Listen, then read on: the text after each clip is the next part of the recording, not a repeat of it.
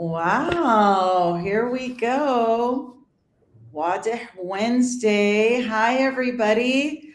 Welcome, welcome. For those of you that are new here, it is Community for International Arab coming to you live every Wednesday, where we talk about an emotional health and wellness topic relating to our cultural Arab dynamics. So, welcome. Let's see if people are joining and where they're joining us from. Oh, here we go. And we're also going to have a guest today. Hello, Hi there, Susanna. How are you? I'm good. How are you doing? Good, good, good. Give us 1 second. We are just doing introductions. We're giving people time to come on the live, and then we will rock and roll. Yes. All right, Mira, give people the heads up, the updates, all the things. Yes. Hello, everyone. Just a quick introduction. If you don't know who I am, I'm Mira. I'm Tiffany's assistant. I'm always here in the back end trying to help out, show her questions, your questions, because we get so many comments. And yeah, so I'm always here to support, to help if you need anything. If you have any questions about anything, always DM us and I'll be there responding to you. And for today's live, we have a guest. Yeah. Yes, and just before we begin, I'd like to do this Yalla News. If you're new here, Yalla News is basically just a few updates that I give you before we begin every live. So for anyone that's asking already about the Tiffany's consultations, we are sorry, but Tiffany is fully booked, right? Yes. Oh, you guys want me to keep going? I need to stop these consultations. It's been a blessing, but I need a break. I am fully booked. Thank you for all your support and for everyone's. I hope that anyone who has had a consultation, that it was meaningful. And yes, I will be back in action probably in July. Yes, but you're also we're trying to support you in a different way. So we're gonna have an ebook up soon, and we already have one on the website. You can go check it out. It's about the autonomic nervous system. We also have one for the LGBT community, and we also have a support group that happens every Tuesday. So if you want to check out the details or join it, you can find all the details of everything I'm talking about in the link in our bio on our website. Yes, the LGBT support group. As I tell them every Tuesday, it's my favorite time of the week outside of Wednesday. I absolutely love that group. It's amazing. So for anyone that wants to drop in, you want support, it is an incredible space to feel seen and heard. And really, you could just come in and be, and everyone will get it. So how many spaces do we have of that? With that said, Mira, anything else for updates? If you guys see me looking up, down, and all around, it's just there's like 500 screens I'm looking at. So we're live on different platforms. So if you just Natty, okay, I'm just yes, and for anyone on TikTok, you might not be able to see our guest because she's not joining us on TikTok, but you will be able to see the full recording on YouTube. On Friday, you'll find it on our YouTube channel. Again, the link is in bio, but stay around. You'll be able to hear her, and it's going to be a great live. All right. Today, folks, we are going to be talking about first and second immigrants and what their experience is like within our cultural context. So, Susanna, wait, is she on stage? There you are. Yeah, now. Awesome. Welcome. I'm going to have you introduce yourself and let everybody know who you are, what you do, and then we'll go from there. Absolutely. Thank you so much, Tiffany, for having me today. Of course. My name is Susanna Ecladius. I am a licensed mental health counselor in Florida, and I have just started a practice that's focused on cross-cultural psychotherapy. And so, as you might guess, the focus here, and I really love that we share that focus, Tiffany, is helping clients who might feel like traditional therapy spaces misses the mark or doesn't get the complexity of the cultural background and the nuances and the joys and challenges of that cultural background. That's right. So today we're going to be discussing some of those challenges for all of you out there in first and second generation immigrants and your experiences. So start to think about practically what are some of the issues you are dealing with, and then feel free to put them in the comments, and hopefully Sana will address them as they come up. One of the things is a lot of it is, right, the burden of representation, right? Sometimes, especially as a Palestinian, sometimes we feel like we need to be the token Palestinian, right? Mhm. Token Mhm. Arab, and somehow move a certain way and act a certain way in order to represent everyone. And that can carry a huge burden, right? Earning one's presence in your country where you're living. And then the expectations that we talk a lot about coming from family, community, the broader society. And Mhm. we'll also talk about the internalized pressure that has shaped a deep sense of responsibility that many of us feel towards our family, the sacrifices, the persistent guilt that come with all of it. Absolutely. Woo, Susanna, it's a wonder we're functioning, right? Absolutely. I love that you said that, Tiffany, because those are all of the burdens that might be there on the background and they're invisible at times, right? Not a lot of people know what's it like to wake up in the morning needing to earn your place in a society that might at times put you in a certain category or a stereotype based on your background, based on your ethnicity, based on your country of origin, right? All of these different pieces. That's right. Susanna, what is your country of origin? Just so people know. Yeah, Egypt. Egypt. Mira, Egypt's in the house. I'm outnumbered over here. Oh yeah, welcome, welcome. I love it. What's a formal greeting? Like we say, like, is it marhaba? Like, what's a formal greeting for Arabi? Yeah, we would say that, but marhaba is more of like the very like the Arabic that we don't speak anymore. It's like now we say like الفصحى. yeah, el fusha, but you will not get the it's like the formal Arabic, the one that you write in books. Marhaba. Exactly. See, that's what happens when you're an immigrant child, when your family immigrated in the 1950s. Our Arabic is from the 1950s. So what would be a formal greeting? Fatima in the comments is helping us. We would say ازيك, no hi. Yes. Or أهلا. Or ahlan. Yes. Or ahlan wa sahlan. أهلا وسهلا. Isn't that a song? All right. So Susanna, in your experience, what do you feel? I had a question here. Hold on. I have like 50 questions I wanted to ask you, but let's open it up with what is your experience around Arab in the diaspora? What are some of the issues that you see clinically that they deal with? The two main emotions that I see the most that can link to different clinical concerns are anxiety and guilt. As you mentioned, like Tiffany, in the introduction as well, with that persistent guilt about towards family, about the sacrifices that the family, especially with second generation immigrants, right? The sacrifices that the families have made to travel and start a new life in a new country. And the anxiety about having to carry all of those burdens and expectations and always not leveling up or measuring up to what you should be. This also goes to that stereotype threat kind of thing, especially during in the middle of what's happening in the world right now. I feel like a lot of the time Arabs have to hold back some of the emotions they feel because that feels like a forbidden emotion. I can't be angry. Otherwise, I'm going to be labeled or seen as the angry Arab person or the angry, all of those different connotations are going to link to me if I'm angry.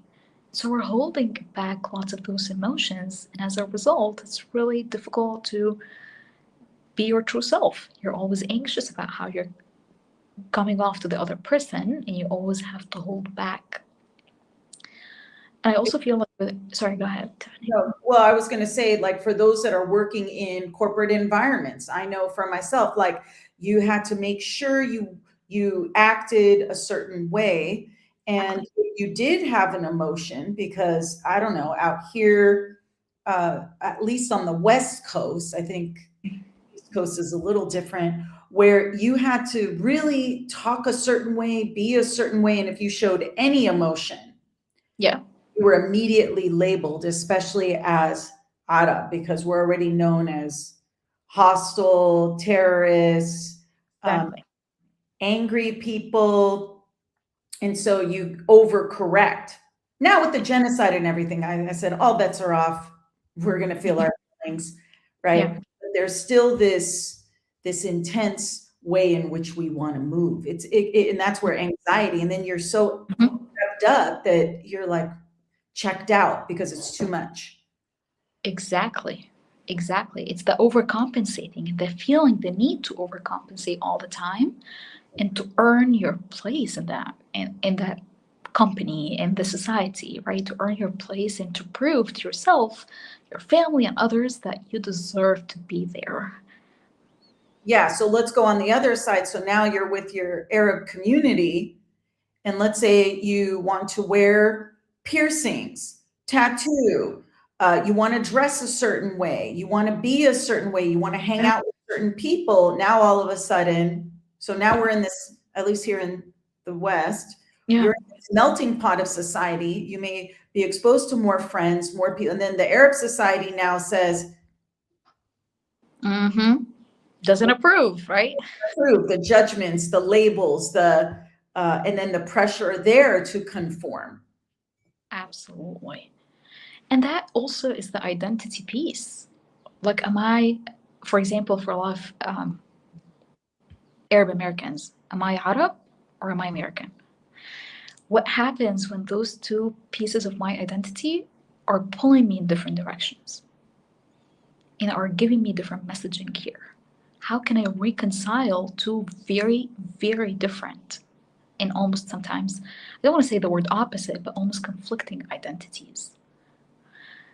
And I see that more even with the second generation immigrants, because it feels like part of the pressure is keeping the family's legacy. Like, I have to be as Egyptian as my father and my mother are so that they don't feel like their legacy died out once we move to America. Yes, I have seen that with the second generation. It's really lovely to see how they've brought back some of the older traditions that I was raised as, where I could say my generation, we were like, yeah, we're not gonna, maybe there was maybe a little bit more assimilation because it was, Yeah. at least in my experience, we were a close-knit community. We Mhm. all stuck together, but then there was this uh, curiosity about what was Mhm. outside of that. So at least in my community, my generation, we were known as quite the experimenters in pushing those out of boundaries. Yeah, and you nailed it, Tiffany. I'm seeing more and more now of people wanting to go back to their roots and ancestors and like grandparents and parents and caring more about the legacy, if that makes sense. And that also comes with the question of how can I have the different pieces of my identity go together? How can I belong and who do I belong to? That's right. And usually when I'm working with clients around that, and let me know what your thoughts are on this, I typically will say maybe we need to hold the space that both can be true. Exactly. And how do you define it for you? Because many of the younger generation struggle so much with who they are versus what their family expects from them. And Mm-hmm. then, they get lost in maybe decision making or trusting themselves or wondering what's true and what's not true for them, which can also feel very gaslighting because they gaslight themselves on what realities they see. And then they Mm-hmm. get to the corporate world or the business world, or they're out with other American, or, wherever Yeah. you diaspora, and they're like, this doesn't feel right either. Mm-hmm. Okay, Mm-hmm. recognize that and then see what is going to work for you. Not have them work, like not them set the tone for your life, whether it's you're living abroad Yeah, or your parent, you set this tone for your life. absolutely. Yeah. a lot of Arab code switch, right? Like depending on the setting that they're in, like how you're at home, how you are within your religious community, for example, is very different than how you are showing up professionally or with friends or at the bar. And to your point, Tiffany, like normalizing that those different expectations and those different pressures do exist and are there. You're not crazy for feeling this way, but also you can have your own set of values. You can have your own set of expectations of yourself that do not need to eliminate another piece of your identity.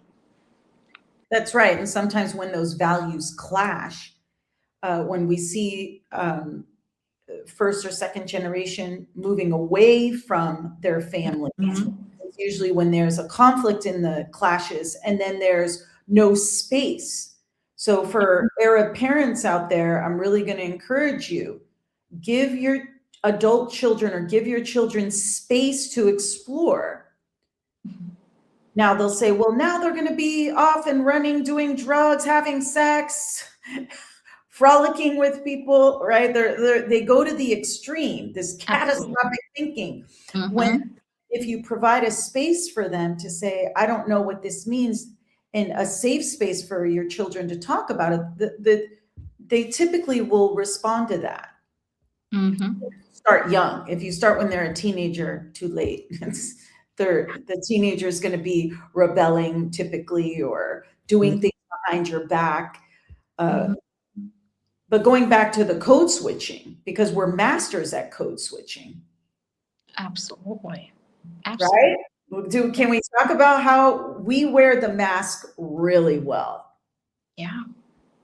And it's adaptive at times. Like we all want to feel accepted. We want to feel like we belong. And sometimes it feels like the only way to belong is to look and talk and act exactly like the people around you. Hey, I'm not pathologizing it. But when we wear the masks for everyone and everything, those layers over time, again, you don't know who you are. You start to question, am I acting this way because I want this sense of belonging? I'm desperate for this sense of belonging, but maybe that's not who you are or who you want to be. So it's this period of isolation that Absolutely. may occur, and it could be excruciatingly lonely Mhm. in order to rediscover oneself. Yeah. And the more you try, it gets tricky at times because the more you try, the lonelier you get. Because even though it looks on the outside that you're merging well with the people around you, on the inside, as you said, Tiffany, it's very lonely, it's very isolating. It feels like you don't know who you are and no one else does.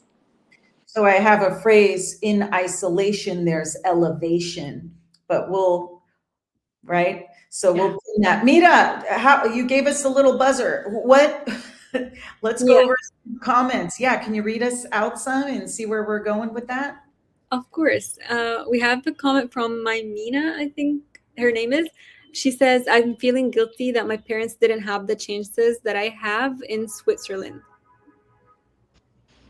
Susanna, any response to that? This I guilt. love I love this.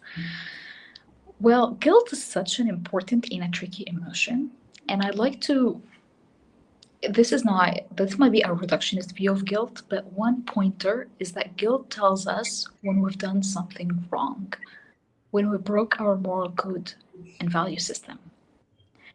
And a good question to ask ourselves when we're feeling guilty is, have I done something wrong? Did I break my value system or my moral code? And if the answer is no, then the guilt is a valid emotion, but it's not matching what's happening in my life right now. It's not matching that situation. It's very common. It's very, very common for children of immigrants to feel guilty for the opportunities that they had that their parents didn't get to have, and for the sacrifices that they've made, especially if they had a hard time immigrating. And most of the time, people do. And we bring it back. Sorry, go ahead, Oh, Tiffany. go ahead, please. Finish your thought, please. yeah, and sometimes it's helpful to bring it back to, have I done something wrong? Is that guilt helping me? Is it helping my family? Is it helping my parents that I'm feeling that guilt? And if not, then can I reframe my view of that? Can I think about things in a different way? I love that. I absolutely love that. Most of the time, I've seen that the guilt is no one's doing anything wrong. No one's doing anything wrong. It's your this existence that you have opportunities that your parents didn't have in their home countries. Mm-hmm. This is why they sent you to Switzerland, or this is why they encouraged go abroad, Yeah. or because maybe in the home, unfortunately, so that leads to all the wars, this all the chaos that tends to happen in our home countries.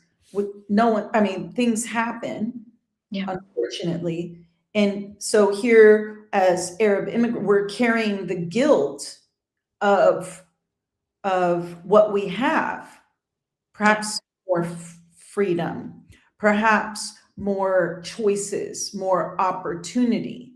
Mhm. Now, I see it, and then you go back home, and Mhm. everybody's got that amto. I had that amto that would hammer into America, right? Then instills the guilt even more by telling us how awful, look at you guys for America. Mm-hmm. So now you're already feeling guilty for all the for the things that you have, the opportunities. You're already feeling like, gosh, what can I do for our families and people back home? It's never going to be enough. Mm. You've got maybe some amto or amo or someone from what I call the peanut gallery in your ear telling you, look at you for America, look at you guys, look at what you're, hick. Yeah. Look at how much we're suffering here. And then you're already hick. Absolutely. Absolutely. I mean, but do you see how living in the diaspora, how it can look at, there was so much energy around that because she really, this whole platform was created because of her. Really, thank you, Abdullah Yerhamek, right? Because she created so much intensity Yeah. around these issues versus saying, hey, we're going to support you back home, Mm. for America. Thank you for supporting us, because no matter how much you support your families back home, again, it's never enough. And they may verbalize that. I know I talk about things that we don't like to talk about here. Susanna's like shocked. She's like, what is this? No, it's important to talk about it, Tiffany, because otherwise we're being held hostages to the guilt when it's really not doing anyone any favor. That's If that right. guilt, if that guilt, for example, is a driver for giving back to our communities, that's a helpful feeling, right? Like it's helping us do something that's meaningful and that aligns with our values and with our moral code. But if and when it doesn't help us, it doesn't help others, then we're really imprisoned by that feeling. I love that. Mira, were there any other interesting questions? Wasn't a question, but Sarah said the struggle between being myself and trying to seem cool according to society's rule. Yeah. I mean, that's it. It is a struggle. Sometimes if we reframe it as like a beautiful struggle, right? Because it brings us closer to from yes, it's a struggle, but it brings us closer to who we are. It gives us an opportunity to really lean into what makes us move, not as just Arab or American or European, but who we are as human beings. Mm-hmm. And that can be profoundly healing. And that's why I say it's a beautiful struggle, because it's not easy. And then being cool according, right? And then we can go into multiple layers of beauty aesthetics and, right? Yeah. And what that means. I know growing up, uh, I had always felt ugly, like literally ugly growing up in environments because maybe my hair was curly, but all the Banat had straight hair. And I was like, oh, or maybe my body shape was more curvaceous. And, or, my eyes were big and brown, right? And then what that meant to, oh, and some of us may face discrimination where people say, yeah, you're ugly, you're gross, because children are horrible. So that's a whole other layer around, I think Sada, yeah, seeming cool according to societies, I'm assuming, living in the diaspora's rules. Right. You might do that with the Arab too, no matter how, you can't change who you are, like physically, and that can cause a lot of pain. Absolutely. It's such a great point as well, Tiffany, on the body image piece, because that's an area where in Arab families, people are vocal about it. People are vocal about all of the different pieces, about like putting on weight, about how you look, and it's really not hard at times to stand out as an Arab person in the workforce, for example. Wherever you're working, it's not hard to stand out, and then it feels like there's no space where you're just right. Each space that you have, there's a problem. That's right, and that's where finding that right within you, finding that right within your heart, and that requires awareness, like really diving deep into who am I and what do all these identities mean to me, right? Mm-hmm.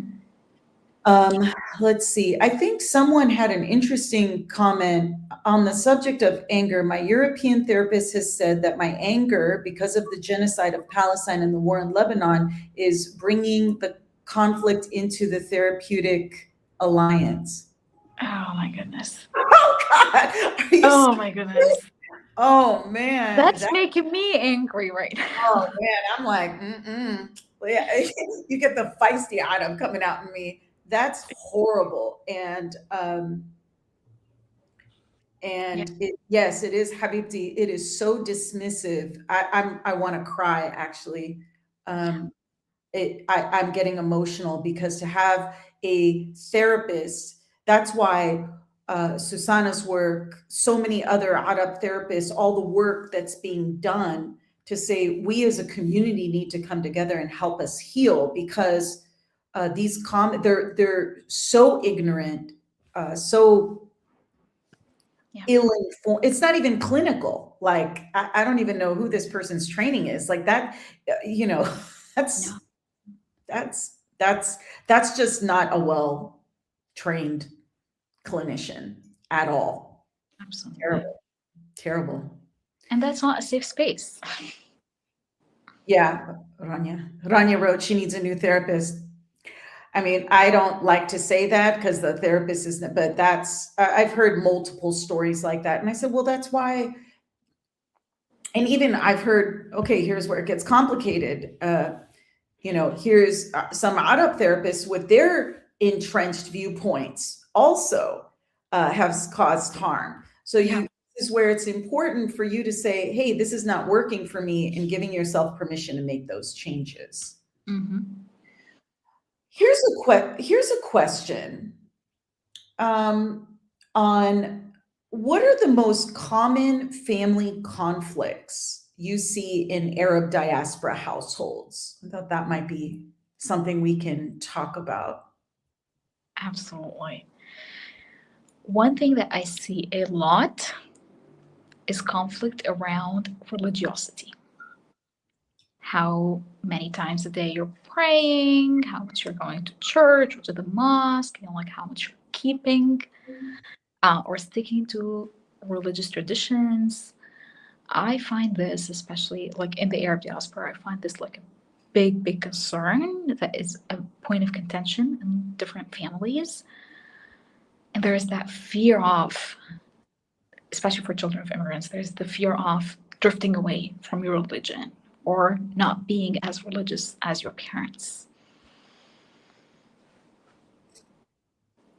Okay, so how do you navigate that? So, religion is a personal thing in many ways.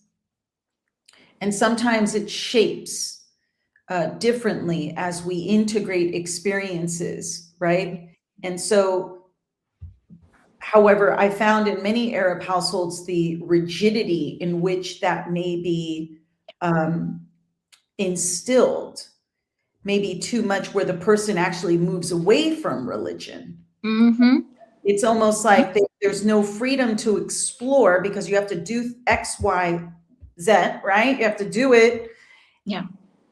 So how do you navigate that as a clinician? I mean, that's a tough one. It really, really is. Because it doesn't stop at that level, it goes deeper into the identity and the independence piece. And that's some of the deeper work that's very important. What's the identity that my parents care about me having? And what's the identity that I want to have? Especially here with the religion piece, I find that it's multi layered in the sense there's the religion part and there's the cultural part.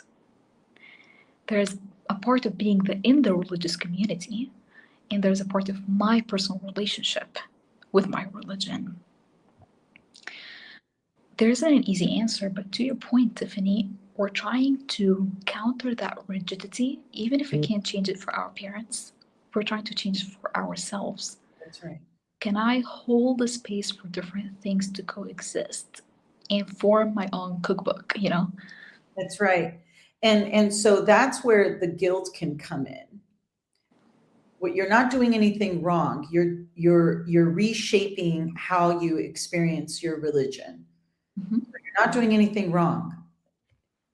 And then the guilt that you feel, because sometimes parents have these beliefs, if you don't do these things, that you may not go to heaven.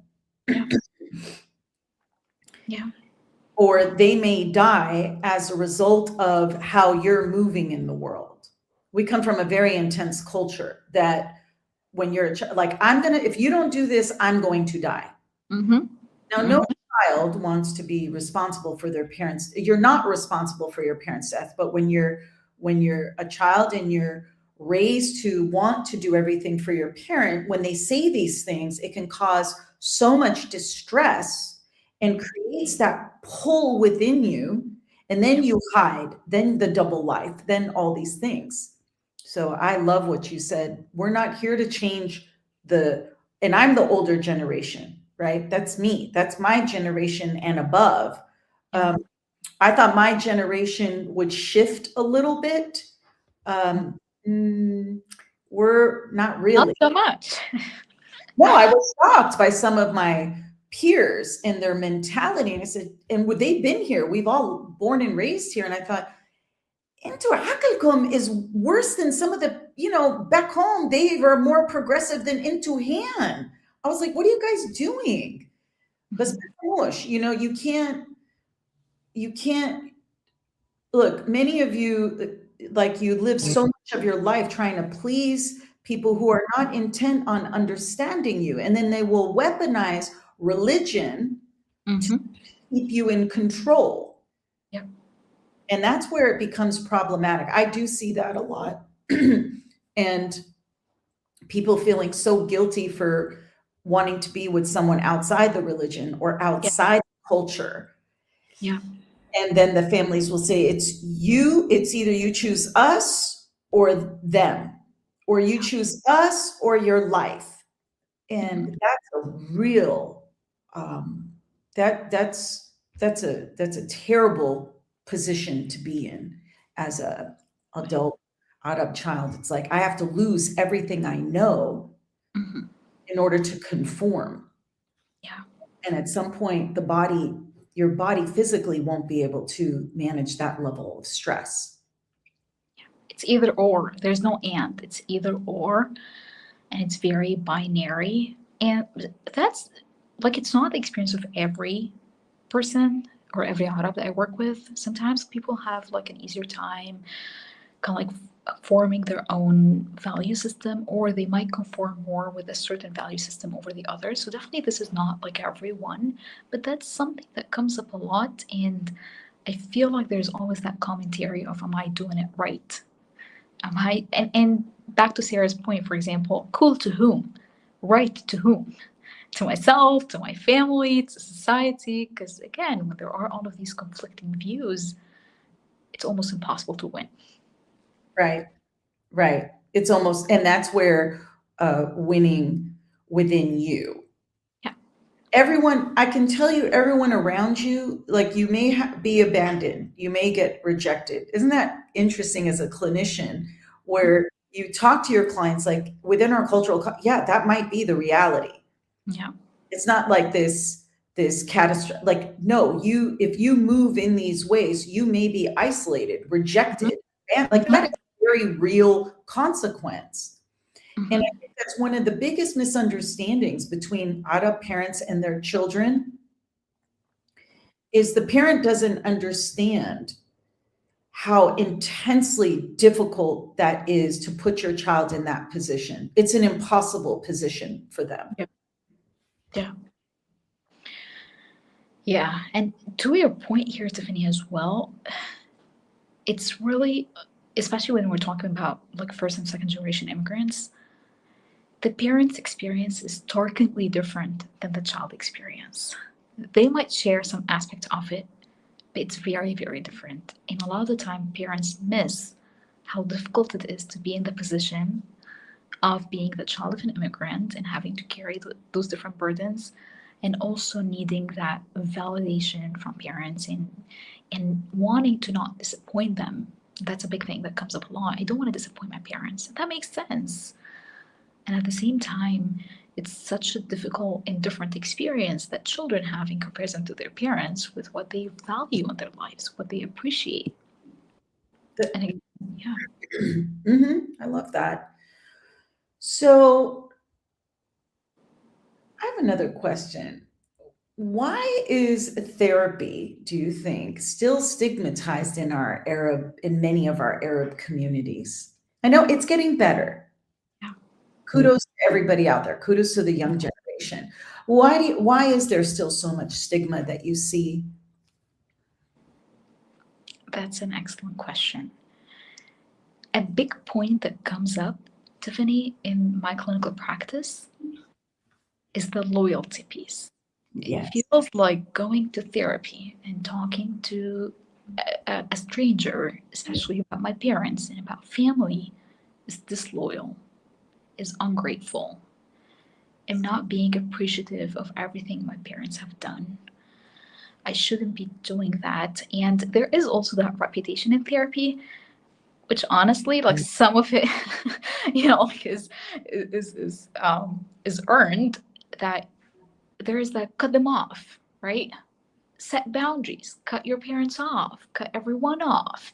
Don't repair, just like choose yourself over everyone else. And that's the harmful therapy talk that doesn't honor the complexity of the values piece and of wanting to maintain a positive relationship with your parents while not losing yourself in the process. So I feel like some of that very rigid, westernized view of therapy, with the individuality being very, very highlighted, plus wanting to keep certain values like loyalty and gratitude towards parents, often clash. They don't allow for much space for experiencing therapy in a way that's actually healing. Beautifully summarized. If there's any Western therapists watching any of our content, don't do that. Do not do that. If I had a dime, I've been in this field for over 20 years. If I had a dime for every time a Western therapist said to an adult client, just leave, I was like, oh my gosh, they're going to leave you because that's not what we do. Yeah. But it is a balance. And I'm going to, this is a trigger warning for people, but it's a very intense topic. However, I think it needs to be, I want to support Dima's question. If you guys can bear with me for a minute, it's triggering. So give me a minute. Her comment was, how can you heal from trauma from your Arab father that has put you through sexual abuse at the age of 11, and I want to distance myself from him forever. However, it is impossible because if I leave my mother because she gets treated like a slave, basically working outside and inside the home, I feel like I need to protect her and my sisters so they don't get hurt. Wow. Do you see? So right? Now, That's isn't that intense? But I'm giving you guys the intense, this is the how far we take it, so as a culture that a young woman who was sexually abused, and this is more common than I'd like to admit in our culture, that you're serving the man that abused you. You're taking care of your perpetrator. Yeah. And if you say anything,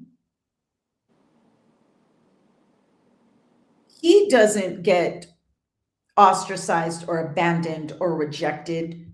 You do. So now you're faced with the decision. Mhm. I can't leave my mom. I can't leave my siblings. And now what does the family do? Mhm.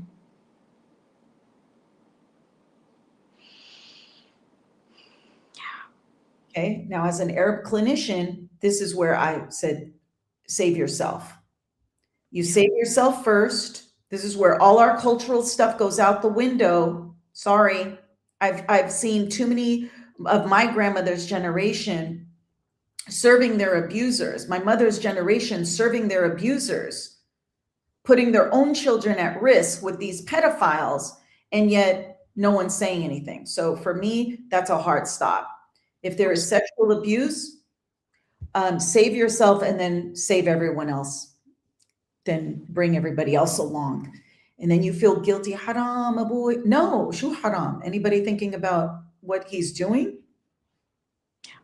Thank you, Dima, for the courage for saying that out loud. We appreciate you and your courage, and we wish you the best. And find that courage within you to heal, Habibti. Please, it's not easy. Yeah. Safety comes first. Safety comes first. And there is that layer, that very, very difficult layer of protectiveness and parentification, where the child becomes the parent of the mother who's being abused or who is having to go through lots of difficult things, being the parent to the siblings, trying to protect everyone, and hoping that others are not going through what they've gone through. Mhm. And that's really admirable, right? It teaches responsibility at times, but sometimes that actually comes at a huge cost. If the cost is safety, then what can you give, right? What can you give if you're not feeling safe? How can you protect others when you are not feeling that protection yourself? Yeah, very good. Very good. Which leads to, and then we'll lighten it up because it's so heavy. It's like so heavy. This is about how does unprocessed parental trauma, right? Because we're talking about generational trauma. Mm-hmm. Well, maybe what examples of intergenerational cycles you see repeating? Like, what are some of the things, everyone talks about, we need to break generational cycles. Well, what does that mean? And what are the ones that we're seeing that being repeated? Yeah. The one I see the most is that cycle of anxiety. I'm not enough. My children are not enough. And my children are teaching their children that they're not enough. And then it's always that vicious cycle of no matter how hard I try, no matter how hard I try as a mom, I'm not a good enough mother. And no matter how hard my children are trying, they're not good enough children. They don't measure up. They don't compare. We joke here. We joke here in Egypt that there's that always that comparison to your cousin, right? But your cousin did that. But your cousin is doing that, and there's always that not doing enough, and the deeper belief of not being enough, and that's a real generational curse and trauma that is not talked about as often because it's not as obvious as, for example, hitting your children or even yelling at them. But sometimes there's that emotional piece that puts them in that position where nothing is enough and nothing works. That's right. So going back to this living in the diaspora, you're not enough in your family, then that translates you're not enough in your workspace, you're not enough in your family space. And then anxiety and the pressure, then you hide or you mask or you deflect or you avoid. Yeah. And then your children are watching this modeling. Mom is doing all this stuff for the NAS, like spreads of food, right? Cleaning. Like, I think there's a lot of Arab comedians that make jokes about this, that here's the mother, like you're scrubbing the baseboards, or because the NAS are coming, and the children are saying, Mom, I need you emotionally, but the mom doesn't have the capacity to do that because she doesn't feel good enough. Because you're going to have one amto that's going to come and go, oh, there's a whole spread, and the amto will say, Bas. They'll make a comment because it's subtle. They'll pick at the, and here the woman becomes deflated typically. And then the child will see, and then the mother may have an intense reaction because she's feeling deflated or tired. Then the child will then learn, I am unlovable. Do you see how the cycle? And so how do we break these cycles? Well, we need to go to that belief of, I need to be perfect. I need to be the perfect son, daughter, like I need to be the perfect mother, father. We need to go to that and really challenge this belief. Can I be perfect? Is it a losing battle that I'm fighting over and over again? Am I trying to earn acceptance and love by being perfect? But if that hasn't been working for me for years, maybe even decades, what's going to make it work this time? And that's when we introduce that self-compassion piece. We introduce, can I forgive myself? Can I forgive myself for the mistakes that are making me human? Because I can never be perfect. I love that. Assessing that belief and making space for compassion are two very important things. One of the most pushback I get on my videos, like where there's so much intensity, is when I talk about self-compassion. Yes.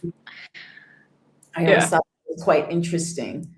So, and then moving into that self-compassion because it bleeds into our workspace. So you may take on more projects than you're capable. You may want to take on the problems of the department and solve them, even though you're already maxed out at work, hoping for the promotion, which you may not get, or you're rewarded with more work. So you can see where this, I'm not good enough, or if I make a mistake, I beat myself up, versus, I love what you said, mistakes make you human.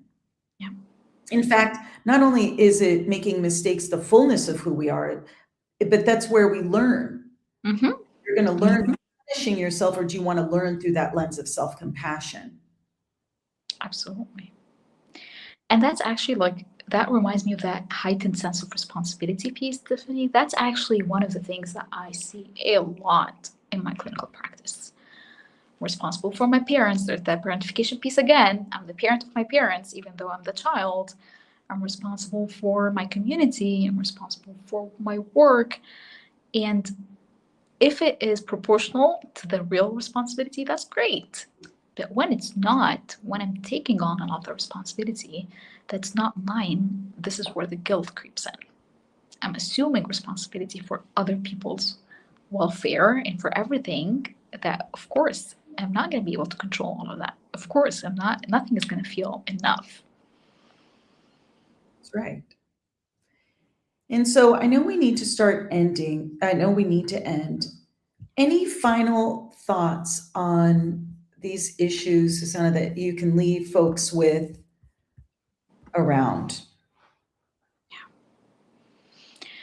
Yeah, I feel like one thought that's very important to think about is that there is intergenerational trauma. There are lots of struggles for the Arab community, for the immigrant community, and there's also a lot of intergenerational resilience. And there are also lots of joys and opportunities in having more than one component to your identity.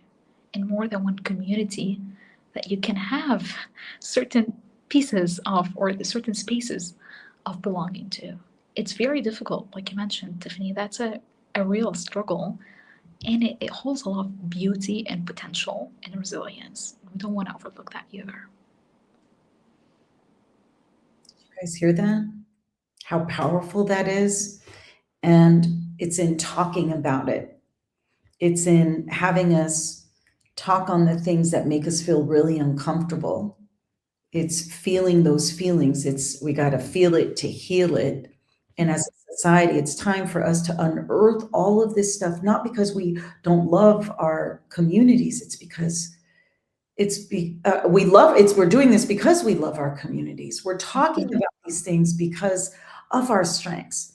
And I said yesterday to one of the groups, I said, one of the greatest things for me as a therapist working within our cultural context is when we're given just a little bit of tools, a little bit of being seen, feeling heard, being present, building that capacity, because we already have the capacity, that resilience. We're already rock stars in many ways.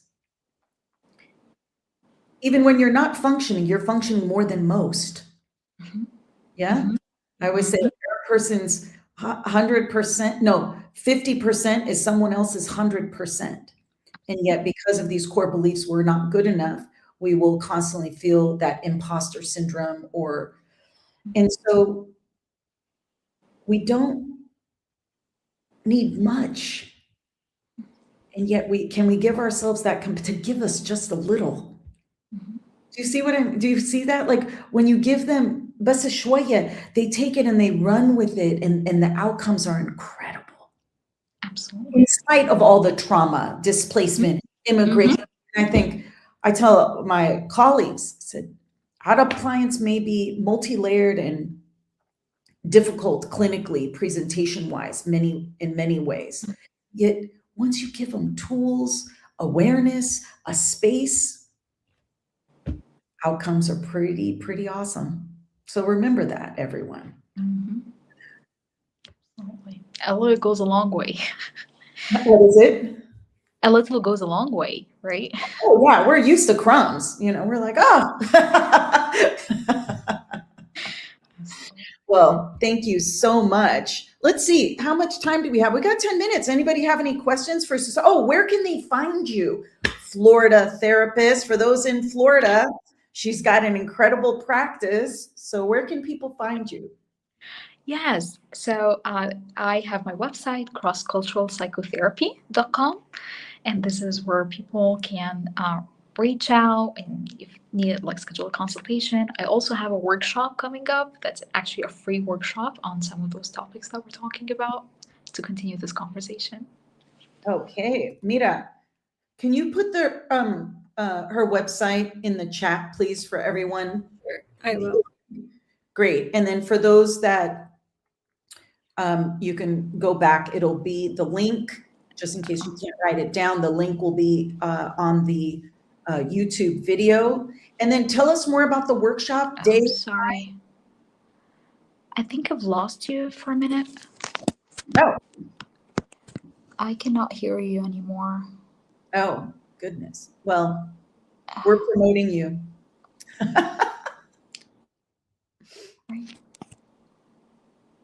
I can hear you. Sorry, I can see you, but cannot hear you. Let me check. Okay. Okay, I'll let her know if she can refresh back. I don't know if she can hear us now, but I put her website in the comments. So for anyone that's looking for it, it's right here. I love that. And so I'm sorry about that. commit to therapy, because I know that's a huge financial commitment. Doing a workshop, so Susana's workshop that you will find on the link below, going to a group, they're quite cost effective in many ways. And sometimes that may be the entry point to healing and to give yourself permission to do that. I know it could be terrifying. However, when you're living out in the diaspora, first, second generation immigrants, as evidenced by this live, there are so many layers. And to navigate that alone is not easy. I'm not saying it can't be done, but when you can be curious and open yourself up to do that in space with other Arab, it's pretty amazing.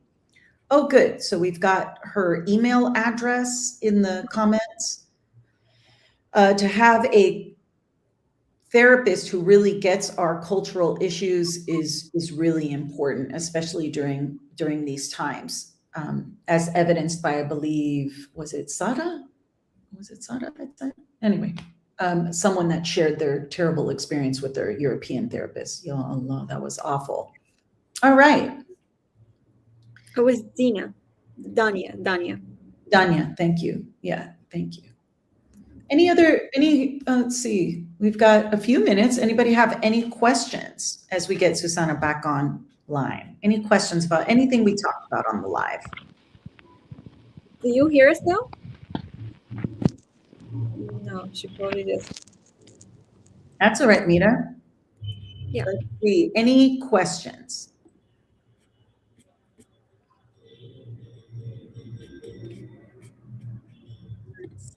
Do we have any questions? I don't see any. Well, perhaps now let's end the live. I wanted to thank our wonderful guest, Susanna. Please check out her website.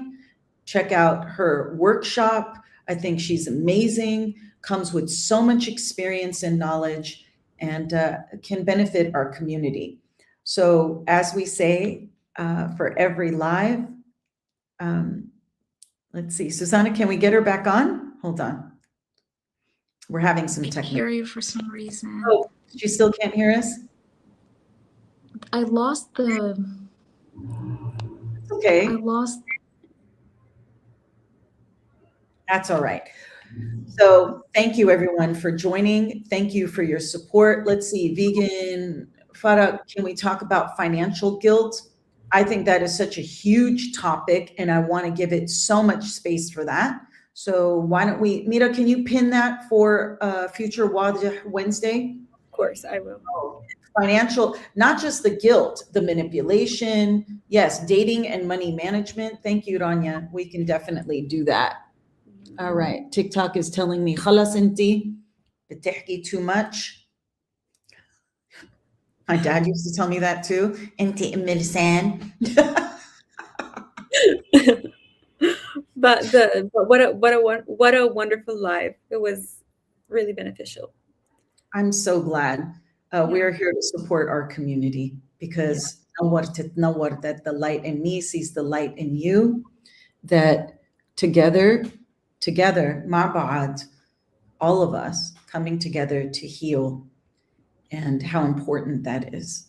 So I wish you all the very best on your journeys, wherever you are in the world. Thank you for supporting our community. Mira, thank you for being the light in our community. I wanted to thank Susanna. We can to Here we go. All right, Susanna, we were just saying goodbye and we were promoting your workshop and your website. Thank you so much for your energy, your light, what you bring to our community. Such a blessing for us to have you on Wajah Wednesday and the amount of wisdom you've provided. Thank you so much. Thank you so much, Stephanie, for having me and for all of the amazing work you're doing. Well, until next time, I would love to have you on again. Have a good one, everybody. Wish you all the very best. Take care.